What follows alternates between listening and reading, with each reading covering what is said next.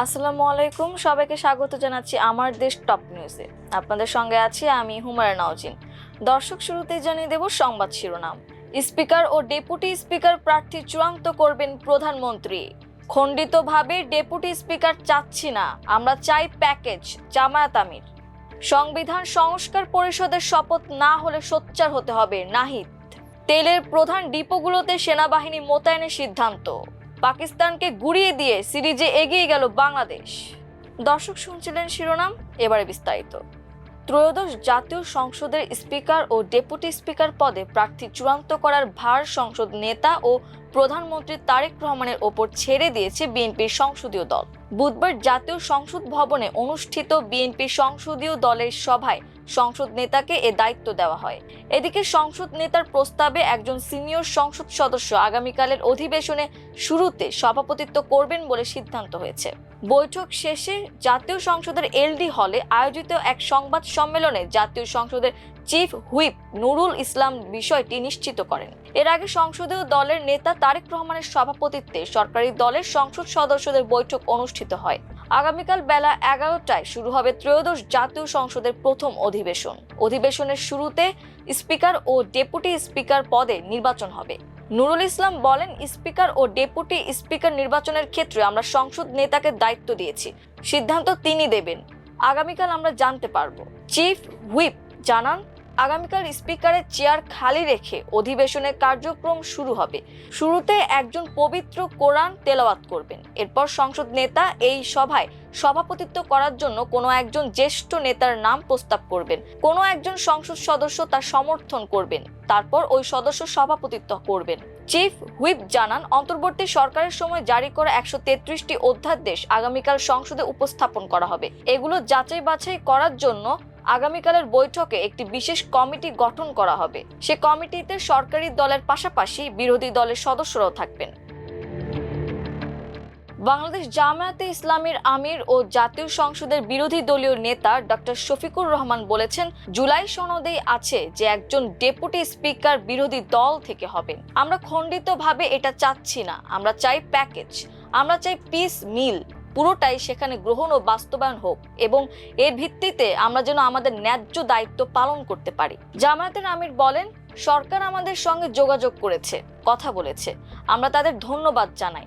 আমরা চাই জুলাই সনদের সংস্কারের প্রস্তাবগুলো পুরোপুরি বাস্তবায়ন হোক। এর আলোকে বিরোধী দলের যতটুকু পাওনা আমরা ততটুকুই চাই, এর বেশি চাই না। বিরোধী দলের সংসদ সদস্যরা সংবিধান সংস্কার পরিষদ ও সংসদ সদস্য দুটি শপথই নিয়েছে উল্লেখ করে শফিকুর রহমান বলেন, দুঃখের বিষয়ে এখন পর্যন্ত সরকারি দল প্রথম শপথটি নেয়নি। ক্ষমতাসীনদের প্রতি আহ্বান জানিয়ে জামায়াত আমির বলেন, আসুন জুলাইকে সম্মান করি। 24 থাকলেই 26 হবে, নইলে 26-এর অস্তিত্ব থাকে না। 24কে অমান্য বা অগ্রাহ্য করে পাশ কাটিয়ে 26 জাতির জন্য কোনো সুখবর নয়। আমরা আশা করতে চাই সরকারি দল এই কাজটি দ্রুত সম্পন্ন করবে।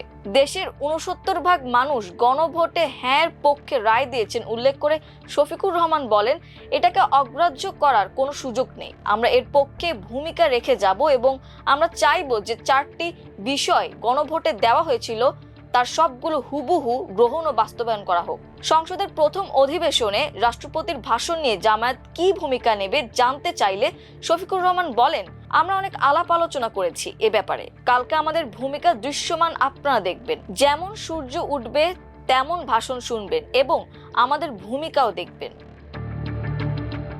সংবিধান সংস্কার পরিষদের শপথ না হলে সবাইকে সোচ্চার হওয়ার আহ্বান জানিয়েছেন জাতীয় নাগরিক পার্টির আহ্বায়ক ও বিরোধী দলীয় চিফ হুইপ নাহিদ ইসলাম। রংপুরের শহীদ আবু সাইদ স্টেডিয়ামে এনসিপির রংপুর বিভাগীয় ইফতার ও দোয়া মাহফিলে এ আহ্বান জানান তিনি। নাহিদ ইসলাম বলেন, বৃহস্পতিবার নতুন সংসদ অধিবেশন শুরু হবে এবং সারা দেশের মানুষ সংসদের দিকে তাকিয়ে আছে। সরকার দলীয় সংসদ সদস্যরা সংবিধান সংস্কার পরিষদের শপথ গ্রহণ করবেন বলে আশা করছে জনগণ। রাষ্ট্রপতিকে অপসারণ করা হবে। যদি তা না হয় তাহলে সবাইকে যার যার অবস্থান থেকে সোচ্চার হতে হবে। এগুলো শুধু আমাদের দলের দাবি নয়, নতুন বাংলাদেশের দাবি, বলেন নাহিদ ইসলাম। তিনি বলেন, দল মত নির্বিশেষে সবাইকে এই বিষয়ে সোচ্চার হতে হবে।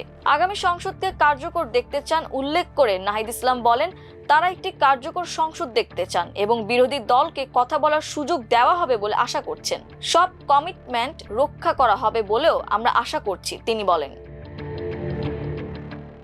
দেশে চলমান জ্বালানি তেলের সংকটের মুখে তেলের প্রধান ডিপোগুলোতে নিরাপত্তা নিশ্চিত করতে সেনাবাহিনী মোতায়েন করার সিদ্ধান্ত নিয়েছে সরকার। বুধবার বিদ্যুৎ, জ্বালানি ও খনিজ সম্পদ মন্ত্রণালয় জ্বালানি ও খনিজ সম্পদ বিভাগ থেকে এই সংক্রান্ত একটি নির্দেশনা জারি করা হয়েছে। মার্চ মাসে চলমান সংকটের কারণে দেশের বিভিন্ন জ্বালানি তেলের ডিপো থেকে ডিলারদের পক্ষ থেকে আকস্মিক ও বর্ধিত চাহিদা তৈরি হয়েছে। এই বিপুল চাহিদা অনুযায়ী জ্বালানি তেল সরবরাহ করতে বিপণন কোম্পানিগুলো হিমশিম খাচ্ছে। এর ফলে প্রধান স্থাপনা ও ডিপোগুলোতে অনাকাঙ্ক্ষিত পরিস্থিতি সৃষ্টি হওয়ার আশঙ্কা দেখা দিয়েছে। সার্বিক নিরাপত্তা নিশ্চিত করার লক্ষ্যে জরুরি ভিত্তিতে চট্টগ্রাম মহানগরের পতেঙ্গায় তেলের ডিপোর প্রধান স্থাপনা সহ গুরুত্বপূর্ণ জেলাগুলোতে সেনাবাহিনী মোতায়েনের জন্য সশস্ত্র বাহিনী বিভাগকে প্রয়োজনীয় নির্দেশনা দেওয়ার অনুরোধ জানানো হয়েছে। তরুণ পেসার নাহিদ রানার গতি আর ওপেনার তানজিদ হাসান তামিমের ব্যাটিং তাণ্ডবে 209 বল হাতে রেখে 8 উইকেটের দাপুটে জয় পেল বাংলাদেশ। পাকিস্তানের বিপক্ষে 3 ম্যাচের ওয়ানডে সিরিজের প্রথম খেলায় 115 রানের সহজ টার্গেট তাড়া করতে নেমে 15.1 ওভারে 8 উইকেটের জয়ে 1-0 এগিয়ে যায় স্বাগতিকরা। দলের জয়ে ইনিংস ওপেন করতে নেমে রীতিমতো তাণ্ডব চালান তানজিদ হাসান তামিম। তিনি টি-20 মেজাজে ব্যাট করে 32 বলে 50 পূর্ণ করেন। 42 বলে 7টি 4 আর 5টি ছক্কার সাহায্যে 67 রান করে দলের জয় নিশ্চিত করে মাঠ ছাড়েন তামিম। এছাড়া 33 বলে 27 রান করে ফেরেন সাবেক অধিনায়ক নাজমুল হোসেন শান্ত। বুধবার মিরপুরের শেরেবাংলা জাতীয় ক্রিকেট স্টেডিয়ামে টস হেরে ব্যাট করতে নেমে বিনা উইকেটে 41 রান করা পাকিস্তান পরের 41 রান করতেই হারায় 9 উইকেট। 23.5 ওভারে 9 উইকেটে পাকিস্তানের সংগ্রহ ছিল 82 রান। তার চেয়েও বড় কথা, 19 ওভারে 70 রানে পাকিস্তান হারায় 6 উইকেট। ওয়ানডেতে বাংলাদেশের বিপক্ষে এত কম রানে এর আগে 6 উইকেট হারায়নি পাকিস্তান। আজ 70 রানে 6 উইকেট হারানোর বাজে নজির গড়ে শাহিন শাহ আফ্রিদির নেতৃত্বাধীন পাকিস্তান। এদিন তরুণ পেস বোলার নাহিদ রানার গতির মুখে পড়ে 30.4 ওভারে 114 রানে অল আউট হয় পাকিস্তান। দলের হয়ে middle order batsman Fahim Ashraf 47 বলে 6টি 4 আর 1 ছক্কায় সর্বোচ্চ 37 রান করেন। নাহিদ 7 ওভারে 25 রানে ক্যারিয়ার সেরা 5 উইকেট শিকার করেন। 10 ওভারে 29 রানে 3 উইকেট নেন অধিনায়ক মেহেদী হাসান মিরাজ। দর্শক, এই ছিল আমার দেশ টপ নিউজে। এতক্ষণ আমাদের সঙ্গে থাকার জন্য অসংখ্য ধন্যবাদ। আল্লাহ হাফেজ।